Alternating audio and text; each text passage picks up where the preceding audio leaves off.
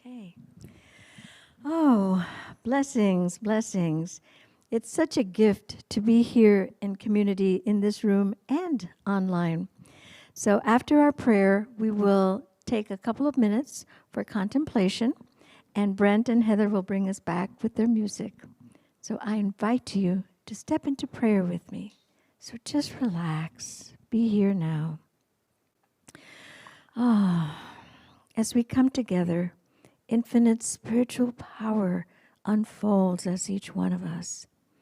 Sweet, sweet Spirit, infinite presence, source of all that is, right here, right now, abounding with confidence, with inspiration, with love. In my mind's eye, I look around. I take in the wonder of this earth, of nature, of my home. Each of us spins in infinity. Each of us channeling Source, infinite possibility. I know I am one with Divine Mind, one with the creative energy of all life. Each breath welcomes new beginnings. The universe is opening up for each of us as we step through into greater possibility. The universe is biased in our favor. I know each of us is available to the universe, open and available. I choose to be an active participant in this speck of time that I call my life. We are each a co-creator of our experiences. The power of creation lies in what we believe. The power of creation lies in what we believe. I feel divine energy flowing effortlessly as confidence, as inspiration, and as love. I accept all this as natural. All good shows up for each of us as each of us. I know that as an expression of life, each of us is energized by that same power that spins the stars in the sky. Oh my. We are each a powerful being, deserving of all the bounty of the universe. And so I know the words spoken today, they breed confidence. The music inspires. And our community is rich with love. I am in deep gratitude for our coming together, each of us manifesting spiritual power come to life, opening up as channels of divine good. And so I release this into spiritual law, which expresses naturally and eternally. The life principle manifests as me, as us, in every moment. And so it is.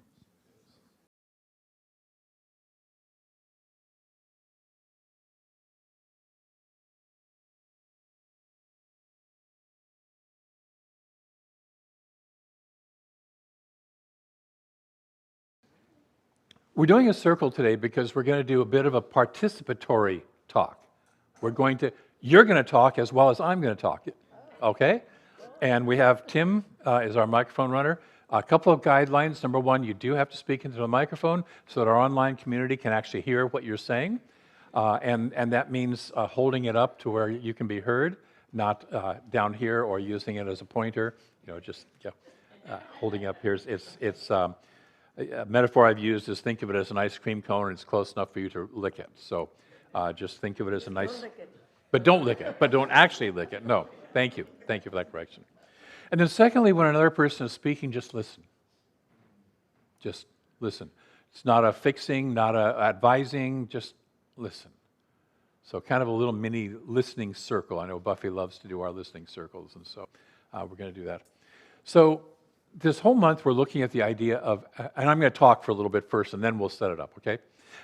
So we're looking at the idea of Exodus, which is a journey from one level of consciousness to a higher level of consciousness, and making that journey. And we've looked at the idea of leaving home And we've all had leaving home experiences. Sometimes we have voluntarily left home. Sometimes we've had a boot put in our rear end and shoved out of home by, people, life, circumstances. But we all have had the leaving home experience. Last week we looked at the being on the road experience, and the actual growth that we experience happens on the road. And eventually, for today's talk, we come to the dragons. We encounter the dragons.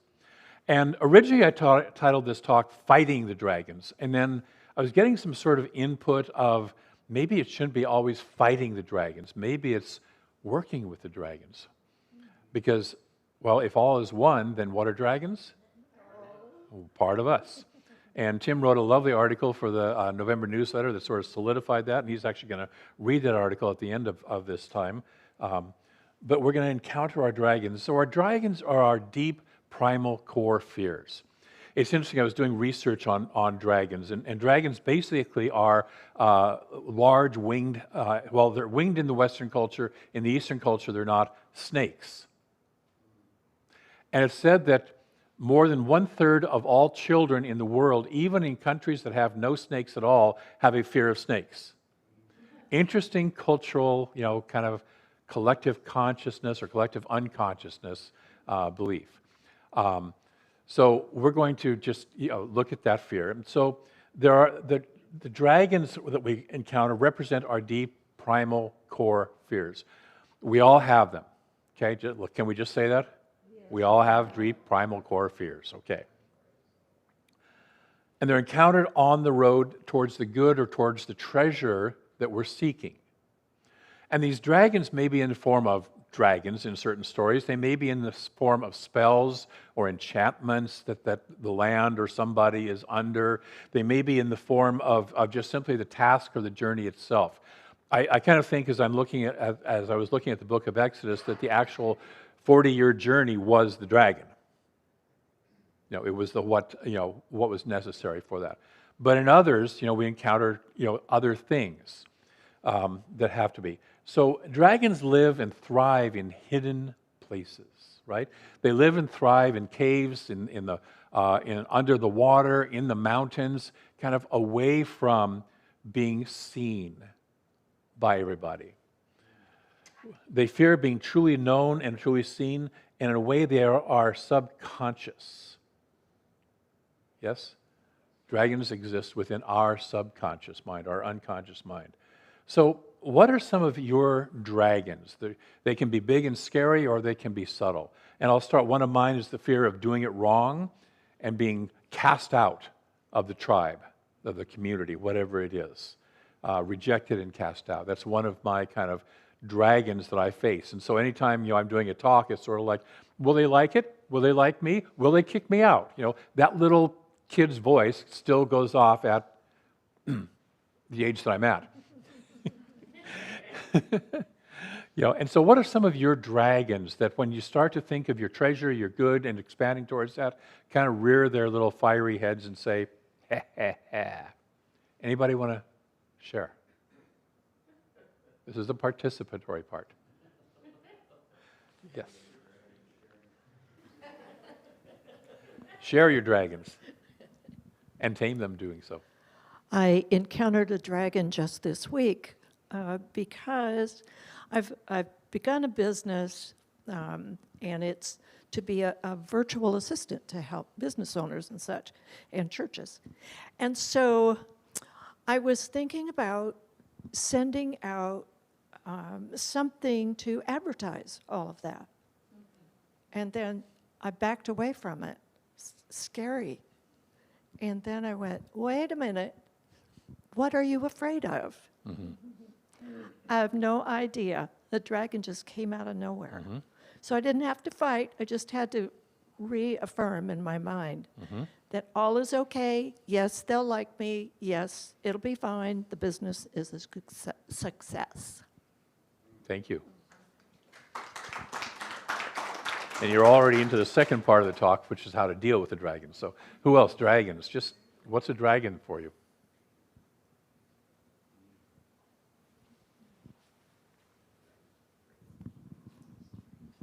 My dragon comes up is I'm unable to do this. And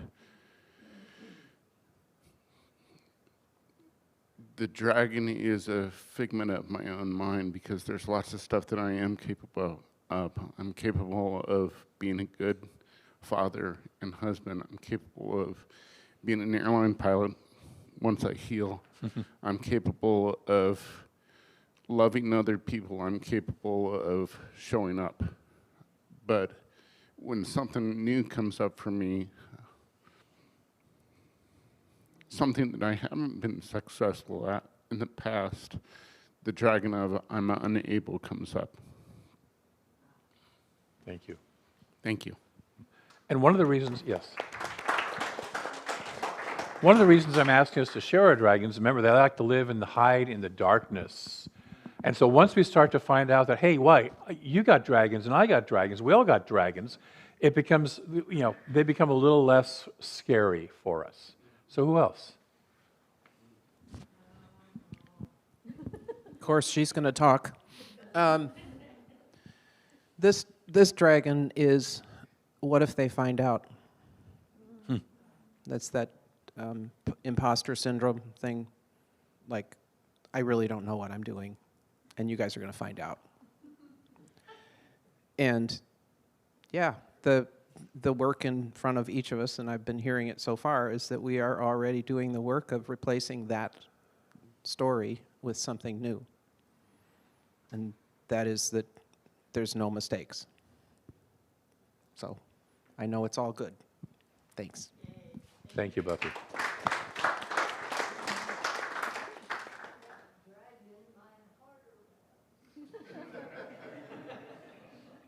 Kathy's fear of dragons is Micro- bad puns. And so what Kathy had said was she was dragging her heart around, for those who are online.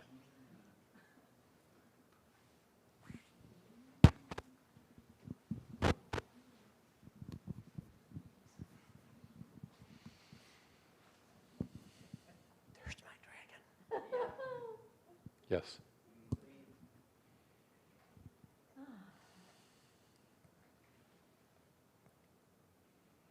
My dragon is speaking in front of my community.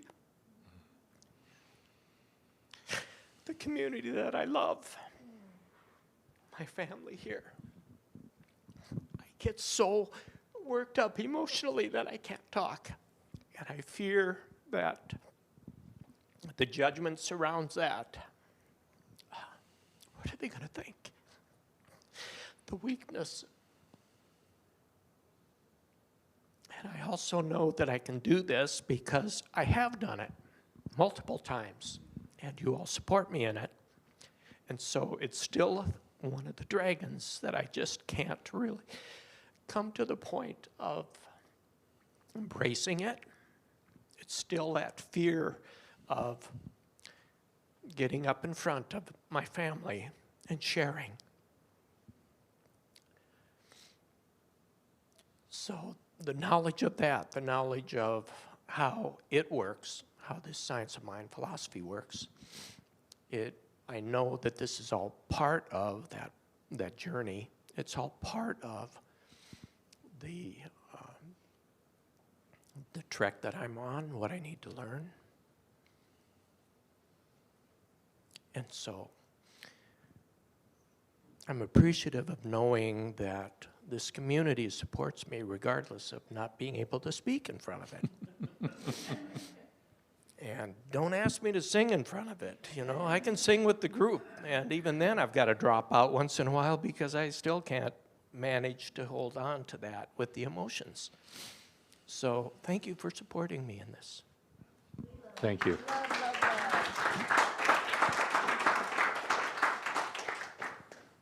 So Denny modeled two things there. The first one was, here's my dragon, but I can't name it at the start. Naming our dragon helps us to identify what's the nature of the dragon. And we can only deal with the dragon when we know what the nature of it is, what its nature is. And then the second thing he modeled was, we can do the thing that we're afraid of doing over and over and over and over and over again, and still the dragon kicks in. I've delivered 8.5 years worth of talks here. I've never had a rotten tomato or egg thrown at me yet. I'll be gone next week, so you won't be able to do it. So, and I haven't been kicked out or rejected by the community. And yet, every time I write a talk, every time I sit here in this, it's like, will I perform well enough that they won't reject me? Which is a different consciousness than how can I love you through this talk, which is what I'm shifting to. So noticing the dragons, and sometimes they're very subtle. Sometimes they're big and fire-breathing, sometimes they're very subtle. And just paying attention and noticing them, and just noticing them. You don't give them power, but you do need to be noticing that they're there. So dragons, spells, etc., will prevent us from being fully alive, which is the treasure that every hero, heroine is seeking, is something that will allow them to have greater experience of life. Whether it's a pile of gold, whether it's the beautiful damsel princess who's under the spell, whether it's the Holy Grail, whatever it is, which is the Grail is the symbol of connection with the divine. No matter what it is, every hero, heroine, that's us, by the way, nudge your neighbor and say you're one of the heroes and heroines. Okay? You're one of the heroes. Yes? We're seeking greater aliveness. We're seeking greater aliveness. In the Harry Potter stories, there's a point where there's a prophecy that's read about Harry and about his dragon, which is Voldemort, the bad guy in the story, in case you're not familiar with, in case you're so out of touch with. Voldemort's the evil bad guy. And there's a prophecy that says that as long as one lives, the other cannot. As long as our dragon lives, we don't get to live fully. And so we have to face that dragon. The ultimate purpose of the dragon is to bring forth our soul and our light. The ultimate purpose of the dragon is to help us to find the hero or heroine within us, to help us find our lightness and our vibration and our authenticity. Dragons aren't evil, they are tests.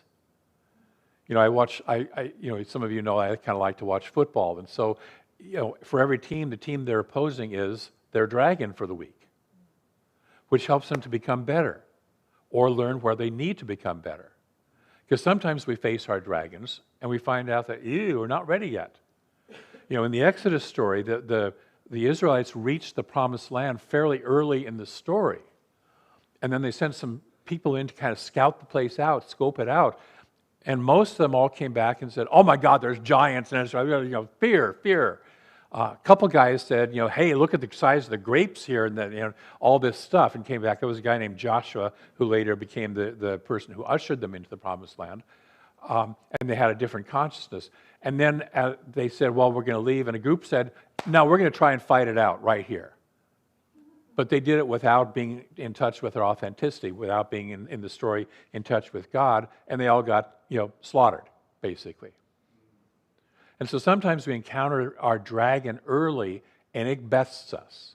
Anybody relate to that? Okay. I relate to Denny's not wanting to get up and speak. In my 20s, I belonged to the Sierra Club's camera committee down in Los Angeles, and I had to get up and make an announcement about an upcoming exhibit that was going to happen. And I sped through it so fast. It was just a short announcement, and there was 25 or 30 people in the room. I knew almost all of them. We were friends. We went out on camping trips and photography trips together, and I was so nervous to stand up and speak to them that I had to repeat the announcement 3 times before anybody could understand it. Right? And now I are a public speaker. So back then, the dragon got the best of me. Eventually, I got the best of the dragon. Okay? So our process of speaking and knowing our truth, knowing our authentic self, some of you have already addressed this, shifts the dragon for us, shifts our relationship with our dragon and how they influence our aliveness.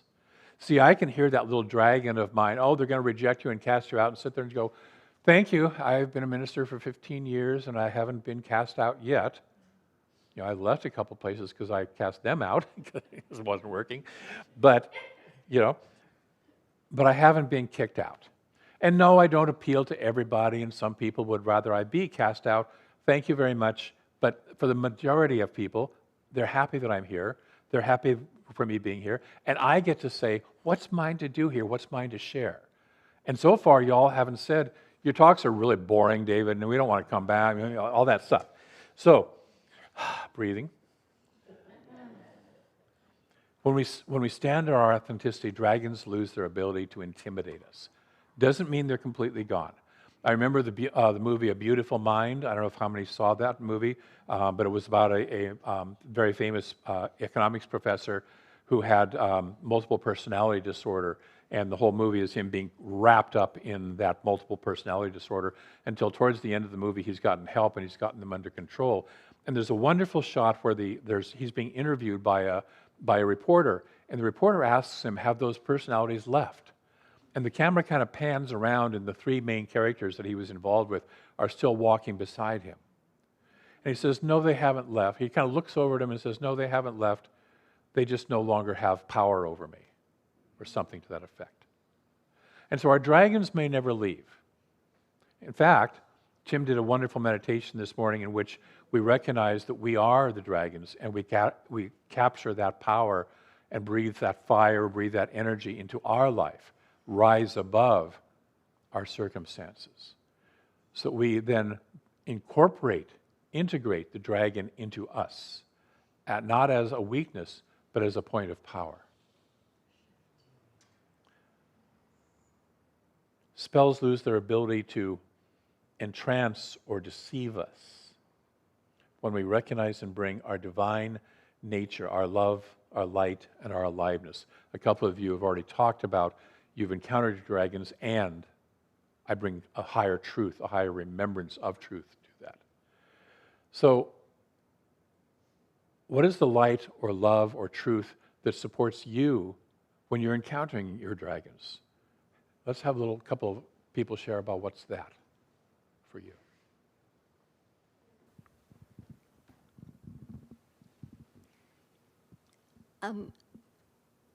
It's amazing to me as someone who so exudes everything that we're about would be afraid to come to a crowd where he is so loved. And yet I told you all before about myself being a spiritual slacker. You know, there are people in this room who take it seriously. And I love this teaching, and I keep thinking, if it's true for me, then it ought to be easy. So my dragon is, I don't want to take all the classes.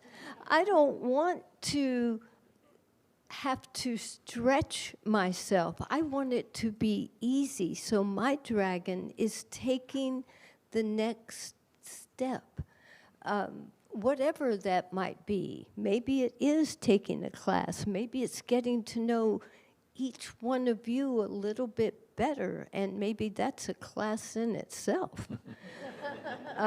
I'm knowing these things that people have said just makes me love you more, is all I can say. And you are by no means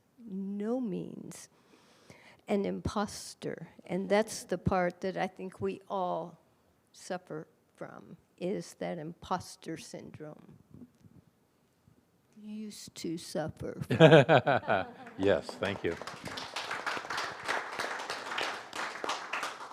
Anyone else? What are some of the ways that you step into your authentic self, your loving self, your high truth self? Yes. Okay, this is a hard one for me to admit. I'm afraid to be me. Mm-hmm. Growing up, I was told I'm not allowed to finish a sentence.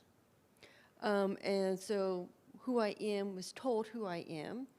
And if I try to be who I am, I got laughed at, criticized. So I grew up in fear of doing anything. So now I'm trying to remembering who I am. And I almost cried during that song in the beginning, remembering who I am. Yes. Thank you. Thank you. And as Linda was saying, that's doing it right there. Thank you. One more? Yes, in the back. Hillary. A turf monster. I just do it all scared, including this. Yes.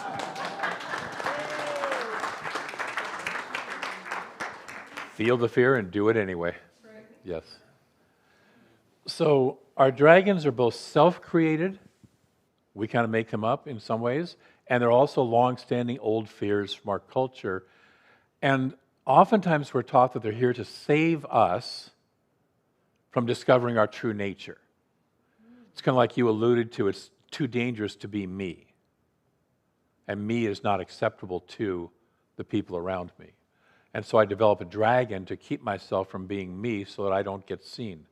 And it's also, when we're out being me, if I get rejected, it hurts more than if I'm being who you want me to be and that person gets rejected. It's a different energy.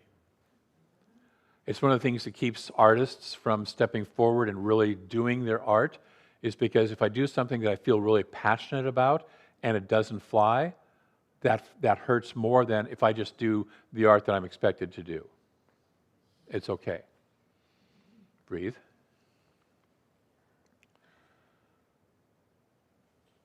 And the true nature that it's trying to hide us from is that we are the divine in form. We are the hero and heroine that we deep down know we are. Nudge your neighbor and say, you are the divine in form.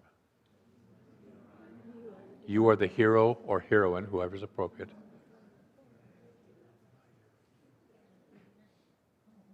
And that we are the treasure we've been seeking. Take that in. Really take it in, yes. So I'm going to invite you to do one practice this week, to identify and face your dragons with love, with the light of truth, and with your divine nature guiding you. You don't have to do it alone. You have support. Did you notice that lots of people have dragons? Actually, if we really got honest, we'd all recognize we have dragons. So we're not alone in this process. And we're here to play and support each other. No hero ever does it all by themselves. They always have support, both outer support and inner support. So practice identifying your dragons with love, the light of capital T truth, which is the highest truth you can know about that situation, and then listening to your divine nature within guiding you. Are you willing to play with that practice this week? Yes. Good. I expect to see a lot of integrated dragons. And so I mentioned that Tim had done a reading of, or the article, about dragons for this month's November newsletter. And I've asked him to read it, and it's a little bit long, but I would love to have you read the whole thing. Yeah. Thank you, David. Meister Eckhart has said, "There's a place in the soul where you've never been wounded. In the hero or the heroine's journey, there's a pivotal moment when the hero or the heroine faces the dragon. This creature breathes fire and is cloaked in fear while guarding something of great value. Myths tell us that this is a trial, a test of worth. Yet the dragon isn't just an external foe. It represents our fears, our doubts, and the parts of ourselves that we've pushed into the shadows. Many of us have been taught to see this stage as one of slaying the dragon. But what if the real invitation is different? What if the dragon isn't meant to be destroyed, but rather understood? In the realm of spiritual growth, each fear holds a piece of truth, a source of power or love waiting to be reclaimed. Fighting it keeps us in a dualistic mindset, while meeting it with presence helps us remember our wholeness. Science of mind teaches that all experiences arise from the one life. Nothing exists outside of it, not even the dragons. They are expressions of consciousness, energy patterns seeking acknowledgement and reintegration. When we approach what once scared us with awareness, compassion, and gratitude, transformation happens. The dragon's fire shifts to illumination. The guardian becomes a guide, and conflict turns into communion. Facing the dragon means turning toward what we've avoided and seeing beyond the mask of fear to the intelligence of spirit beneath. This is the alchemy of consciousness, transforming resistance into revelation. When we emerge from that encounter, we don't find a defeated beast behind us. Instead, we discover an ally beside us. The gold we sought was never separate from us. It was forged in the heart of what we feared most. In gratitude, we bow to the dragons for showing us that there's a part of the soul that cannot be wounded, only awakened. Thank you.